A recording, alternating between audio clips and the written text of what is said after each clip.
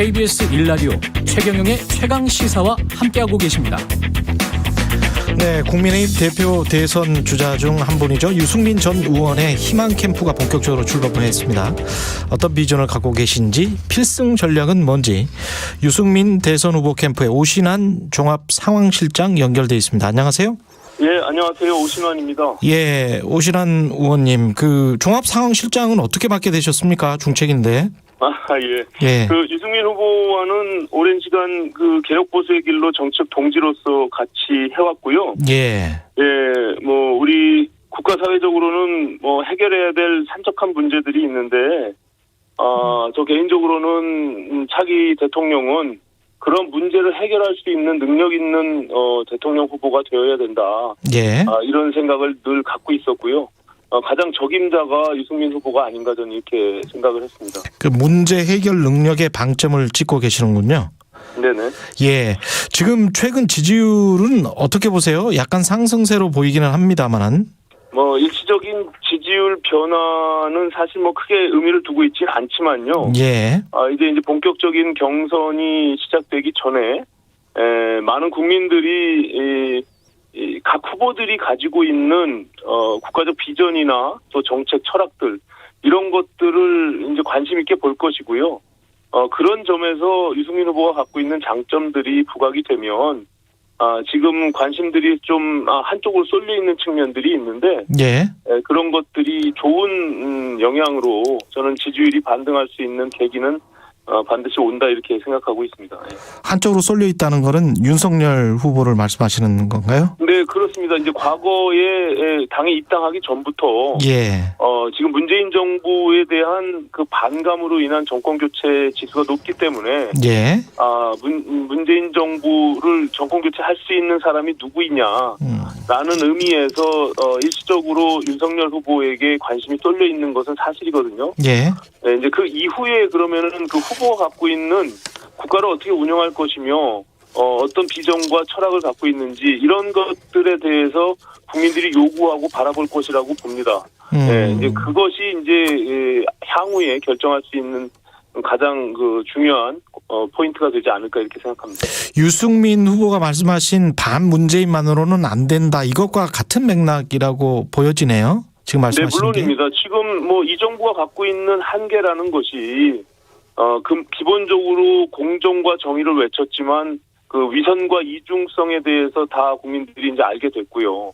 또 굉장히 무능하고 무책임한 지금 국민들이 고통받고 있는 뭐 부동산 정책으로부터 또 소득주도 성장에 대한 경제 실책 뭐 이런 것들을 그럼 차기 정부에서는 어떻게 해결할 것이냐 이런 문제가 남는 거 아니겠습니까? 예. 거기서부터 오는 반감이니까 그렇다면 결국에는 유능하고 능력 있고 준비된 대통령을 선택할 수밖에 없다 이렇게 봅니다. 이 대통령이라는 게 뭐 그냥 순간 일시적으로 갑자기 나타날 수 있는 그런 문제는 아니거든요. 예. 지금 캠프 구성이 꽤 화려하던데요. 네. 예. 전현직 의원 19명 참여하고 계시고 잠깐 소개를 좀 해 주시겠습니까? 캠프 구성을? 예. 지금 뭐 현역 국회의원들이 8분 정도 참여하고 있고요. 예. 예, 넓은 의미에서 우호적 관계로 같이 뜻을 하고 있는 사람들은 뭐 많이 있습니다만 일단 어떤 직책을 가지고 활동하는 의원님들은 지금 8명이 있습니다. 그중에 이제 우리가 삼선의 유이동 의원께서 지금 직능본부를 총괄해서 맡고 있고요. 예. 예, 그리고 뭐 김웅 의원이 지금 대변인을 맡고 있고요. 예. 특히 이제 김혜지 의원께서 비례대표죠. 예. 예, 그 조이와 함께 힘을 실어주셨는데, 예. 쓴소리꾼으로 우리 내부 캠프의 레드팀이라고 할까요? 예. 그 호칭이 그렇더라고요. 쓴소리꾼. 예. 네네. 이제 그거는 뭐 김혜지 의원 스스로 나는 그런 역할을 하겠다라고 해서 또 유승민 후보가 가지고 있는 국가적 비전이나 철학 이런 것들에 대해서 동의를 하고 김혜지 의원께서 힘을 모아주셨습니다. 대단히 감사한 일이죠. 예. 국가적 비전을 따뜻한 보수, 개혁 보수 그리고 공정한 성장 이렇게 이야기를 하고 계시잖아요. 네네. 구체적인 공약도 좀 준비를 하셨습니까? 일부 지금 본 경선이 들어가기 전부터 공약들을 발표한 바가 있고요. 예. 최근에는 출생률 관련해서 그 보육 공약 관련한 공약을 기자 간담회를 통해서 한 적이 있습니다. 예. 지금 추구하고 있는 방향 자체가 우리 개혁 보수의 길 그리고 공정한 성장 이런 부분들의 방점이 맞춰져서 그 4년 전에 이미 대선 출마를 하셨기 때문에 공약과 정책에 있어서는 굉장히 탄탄하게 지금 준비되어 있는 후보가 아닌가 저는 이렇게 봅니다. 아까 잠깐 말씀하셨지만 가장 큰 이슈는 여전히 이제 부동산이 될 것이다라는 이야기는 지금 계속 나오고 있는데 부동산 아까 잠깐 말씀하셨잖아요. 네네. 부동산 관련된 공약은 뭐가 있을까요?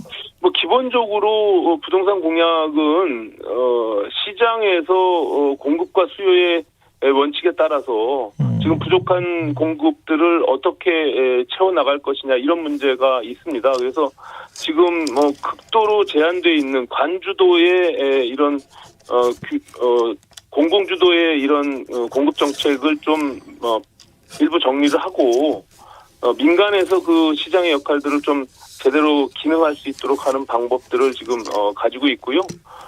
그것이 결국에는 지금 수도권의 지금 부족한 공급들을 채워나갈 수 있는 한 방법이 되지 않을까 저는 이렇게 봅니다. 가격이나 부동산 가격이나 이런 것과 관련해서는 혹시 무슨 정책 목표가 있을까요? 이제 가격이 지금 이렇게 급등하고 올라가고 있는 것은 소위 임대차 3법에 대한 폐해이기도 하고요. 또 기본적으로 공급이 제대로 이루어지고 있지 못한 측면이 있는 거 아니겠습니까? 그러니까 시장에서의 수요 공급의 원칙들을 맞춰 나가야 되는데 특히 이 문재인 정부가 공공주도를 통해서 공급을 하겠다라고 했지만 실제 공공 영역에서도 굉장히 현저하게 떨어져 있고요. 그것은 왜냐하면 시장에서 재개발 재건축들을 통해 가지고 거기서 공급되고 있는 그 공공기여분을 통해서 우리가 공공주택들을 만들어 나가고 있는 것이 기본 그런 포메이션이거든요.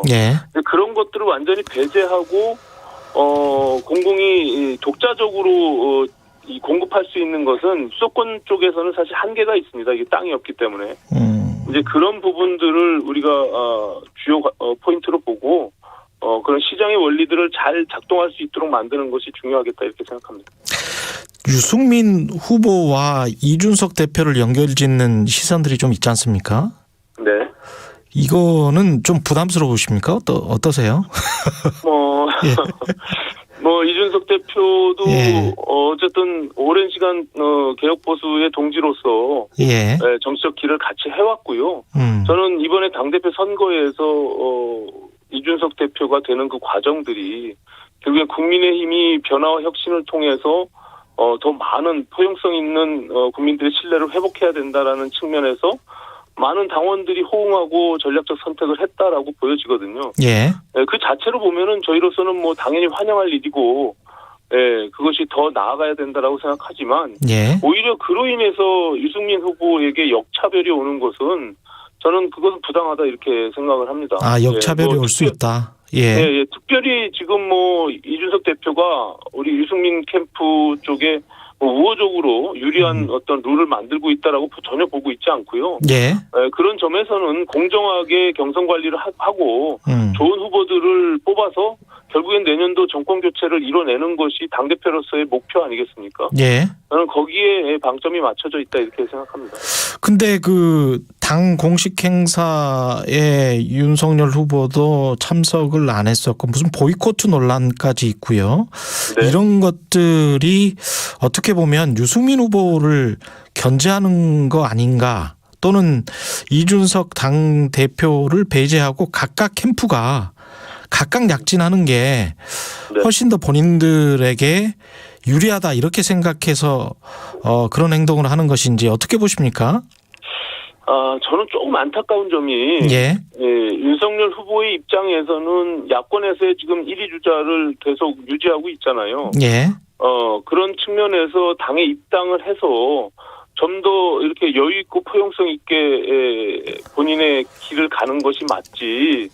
지금 당의 지도부와 각을 세워가면서 특히 이준석 대표와 이렇게 갈등을 빚는 것은 야권 전체로 봐도 이렇게 바람직한 상황은 아니다. 저는 이렇게 보고 있습니다. 이것이 특히 유승민 후보를 견제할 일이 전혀 아닌데 예. 저희로서는 좀 이해하기 어려운 일이고요. 특히 뭐 여러 가지 당에서 정해진 공식적인 일정이나 또 경준이가 마련하고 있는 토론이나 이런 것들을 후보가 굳이 그것을 거부하면서 이렇게 모든 일정에 대해서 보이콧을 하려고 하는 의도가 무엇인지 좀 이해하기가 어려워요. 이게 후발자고 본인한테 불이익을 준다라고 생각하면 모르는데 예. 여전히 뭐 1위 주자로서 달리고 있는 거 아닙니까? 예. 근데 우리가 지난 민주당 경선에서 이재명 후보가 부자 몸조심하는 그 1차 컷오프 과정에서의 경선 과정을 봤잖아요. 그랬죠. 저는 오히려 이런 것들이 오히려 국민적 여론에 오히려 불편함을 안기고 역풍이 불 수 있다. 저는 이렇게 보여집니다. 그러니까 윤석열 후보도 부자 몸존심하고 있는 그런 상황이라고 보시는 거군요. 근데 본인이 주도해서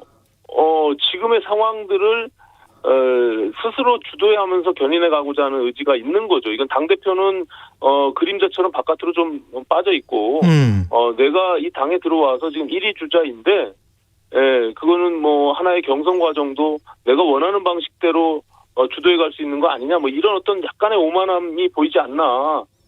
저는 그렇게 생각을 합니다. 근데 어제 저희 프로에 출연한 원희룡 후보도 네네. 이준석 대표가 경선 프로그램에 관심을 끊어야 한다 뭐 이런 이야기를 했단 말이죠. 지금 뭐 여러 가지 경준이가 결정을 하고 있고요. 서명수 위원장 중심으로 된 경준이가 모든 룰과 관련해서 공정하고 합리적으로 판단하고 거기에 한두 명이 모여 있는 게 아니잖아요. 그리고 전문가를 불러서 여론조사상의 역선택 방지 조항이 필요한지 아닌지에 대한 여부도 다 판단을 해서 결정을 한 것이지. 예. 뭐 이준석 대표와 뭐 내부적으로 어떤 소통을 하고 있는지는 제가 모르겠습니다만. 어쨌든 결정된 경준이의 안을 그 선수로 뛰고 있는 후보들이 가타부타 그것에 대해서 룰과 관련해서 자기 주도 방식으로 끌어가려고 한다면 저는 그것은 뭐 산으로 갈 수밖에 없죠. 왜냐하면 14명의 후보들이 모두가 본인들이 선호하는 유불리에 대한 방식들이 있을 거 아닙니까? 예. 그런 것들을 하나씩 내놓고 마음에 들지 않으면 보이콧한다라고 하는 마음을 갖는다면 이것은 원팀이 아니라 뭐 10팀이 되는 그런 경선이 되겠죠. 근데 유권자 입장에서는 여하튼 간에 뭐 당내 역학 구도가 어떻든 간에 토론 많이 하고 후보들의 정책 많이 보여주고 거기에서 이제 선택을 할 수 있도록 하는 게 유권자들 입장에서는 가장 이제 편안하고 그게 가장 민주적이라고 보고 있거든요. 아니 그건 유권자뿐만이 아니라 후보들의 입장에서도 본인이 가지고 있는 비전이나 컨텐츠를 국민들께 많이 알리는 게 너무나 당연한 거 아닙니까? 그리고 저희가 1차 후보자들 모임을 그 당시 이제 윤석열 총장이 들어오기 전이니까 11명이 모였을 때도 어느 누구도 이견 없이 많은 후보들이 토론을 많이 하고 방송에 출연해서 본인들을 알릴 수 있는 기회를 많이 마련해 달라라는 취지의 발언들을 다 했어요. 그걸 준용해서 경준이가 토론도 잡고 일정도 잡는 것이다. 저는 이렇게 보여지는데 그것을 기피하고 거부하는 후보는 스스로 준비가 안 돼 있고 부족하다는 것을 자인하는 것뿐이 아니지 않냐. 저는 그렇게 봅니다. 대선 경선 후보 검증단을 대표실 직속으로 두는 것에 관해서도 이제 반발하는 후보들이 있습니다. 네네. 어떻게 생각하세요, 이거는? 뭐 저는 뭐 그것이 굳이 대표실에 직속을 두면서 후보들의 반발을 살 이유는 전혀 없다.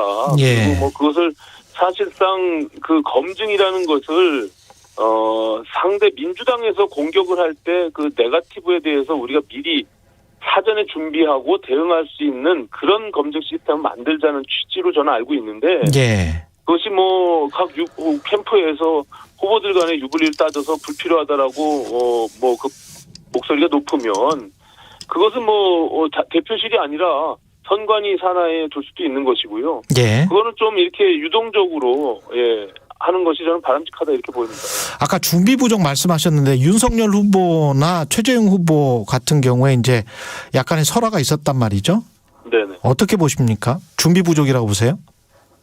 뭐 그거 뭐 국민들이 다 알고 있는 거 아닌가요? 지금 일단 뭐 최재형 후보 스스로는 뭐 본인이 준비 부족을 인정을 했고요. 예. 그리고 이 특히 대통령이라는 것은 미래에 대한 선택 아니겠습니까? 예. 예, 그런 의미에서는 미래에 대통령이 되면 이 국가 사회를 어떻게 끌고 나가겠다, 대통령으로서 어떤 문제를 해결하겠다라는 것을 당연히 국민들께 제시하고 보여줘야죠. 예, 그것으로 받는 것인데, 예.